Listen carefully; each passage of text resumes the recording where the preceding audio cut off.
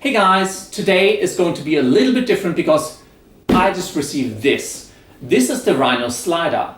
The Rhino Slider started out as a Kickstarter project and was about creating an affordable ball-bearing camera slider system for filmmakers. There are three types of the Rhino Slider available, costing between $400 and $550 US. Now, I know this isn't cheap, but compared to the cheap rail-based systems and the rob your grandma for money ball-bearing variants, this actually seemed like a really good middle ground for me. The slider I have here is the Pro version of the Rhino Slider, and as a Kickstarter backer it cost me $575 US including a pulley system, carrying case and shipping to Australia.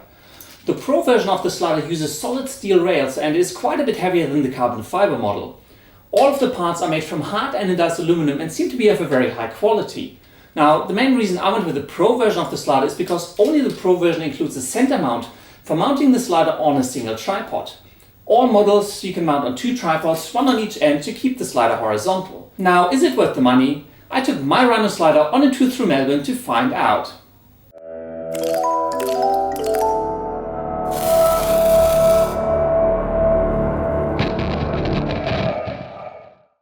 So hey guys, we're in Melbourne now. It's after work and I've brought Jimmy with me to hold the camera for me while we're doing some trial shots with the Rhino Slider.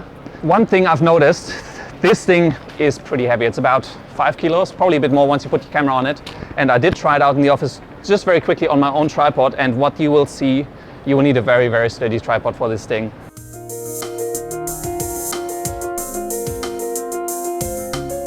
Okay, so I've mounted the slider on my tripod, and one thing you'll notice straight away, I've screwed this in as tight as I can, but still you can see it's not really holding all that stable. The funny thing is you can see the legs bent a little bit as I'm swinging this around. The other thing that is a bit shaky is just around the head area. And I don't even have the tripod head or the camera on it yet, but let's see how that looks anyways. You can mount your camera straight on the slider, but I did bring a small pan head here just to make it a bit easier to aim the camera. I'm just going to mount that on there. At least that's nice and simple, as just a thumb screw underneath it, which I always prefer to the weird coin twisty things that you can't really get on properly. Let's lock that on. And then just put my Nikon D7000 on top of it. Okay, this is not going to work well, but let's see what kind of shots we can get out of this thing with the really, really unstable tripod. Alright, let's do one pan and see how this looks.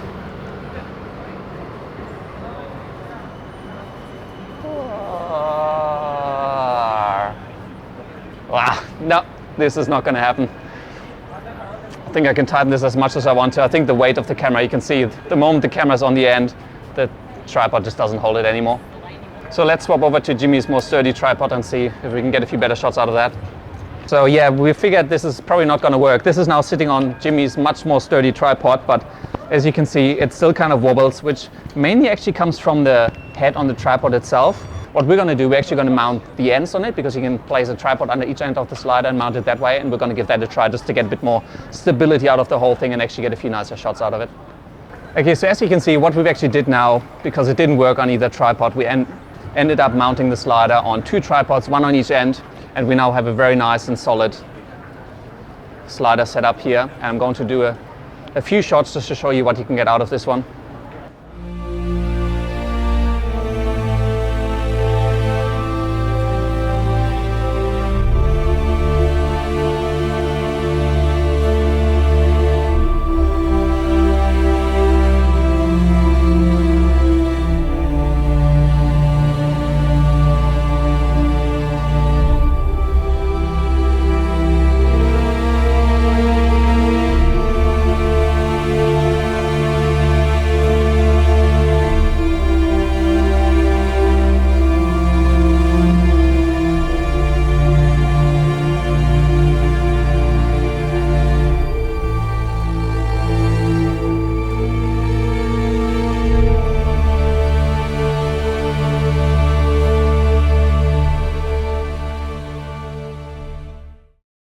So we got a few nice shots in Union Lane. The last thing we want to try out is the pulley system to get a few vertical shots and see how easy that is to set up and actually use.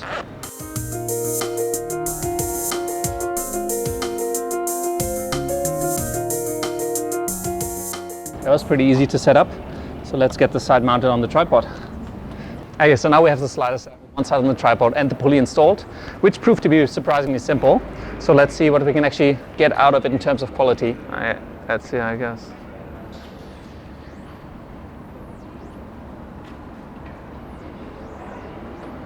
I do get this feeling I should probably have some counterweight on this side though, just to make it a bit easier to have a smooth movement.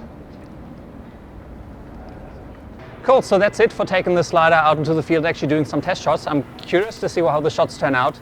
You already have seen them because I've inserted them into the video. But yeah, so far it seems to be working really nicely. It's a very, very smooth movement. The pulley is probably gonna take a little bit getting used to, or you need a bit of a counterweight, but I reckon if you smooth cam a few parts out or just get used to it, use it a bit more, I reckon you can get some really nice shots out of it. But I will take this home, actually have a look at the footage, and then see you back for a final verdict. And many thanks to Jimmy from JimmyAmericaPhoto. I'm gonna link his channel down below, just right here, just click there, check his channel out, and yeah, I'll see you back with the final verdict on the Rhino slider.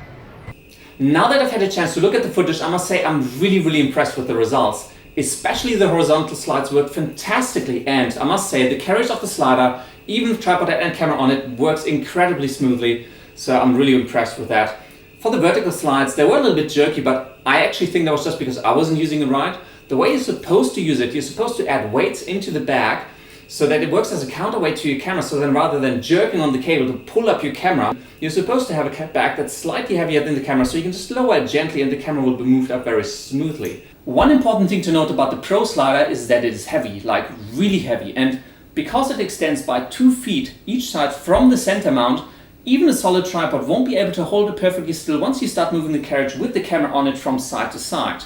Now, this instability actually comes from the head on the tripod, and if you do want to use the center mount, you will probably have to get a professional set of tripod legs and mount the slider straight onto that.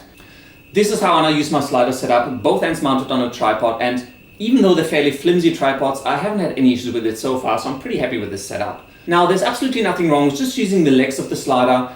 I do feel that the Pro slider might have a slight edge over the carbon fiber model just because of the weight, so that if you're leaning it on the wall, it may just be a little bit more stable just because the weight is holding it down. But using the legs works fantastically, it's nice and stable, and low shots just look really, really cool anyways. Now, my only gripe with the slider has to do with manufacturing and the fact that the holes for one leg, as well as the pulley connector on one side of the carriage, haven't been properly drilled through, so the screws won't tighten properly.